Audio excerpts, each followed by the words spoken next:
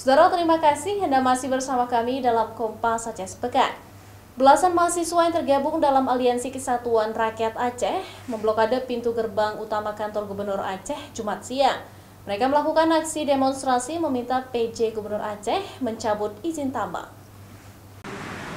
Aksi blokade pintu gerbang utama kantor Gubernur Aceh yang dilakukan belasan mahasiswa dari Aliansi Kesatuan Rakyat Aceh ini merupakan aksi lanjutan. Karena aksi sebelumnya, PJ Gubernur Aceh belum merespon dan menemui pendemo. Sebelumnya, mahasiswa ini melakukan aksi hingga malam hari dengan menginap di tenda yang didirikan di halaman kantor Gubernur Aceh.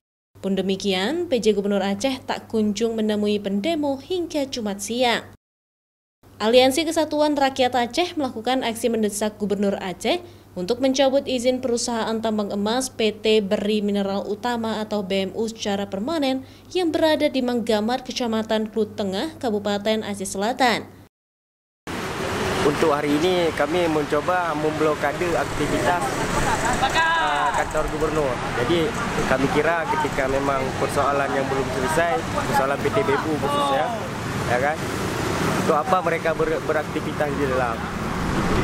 Jadi untuk aksi kami di hari ini, sebenarnya kemarin juga kami melaksanakan aksi.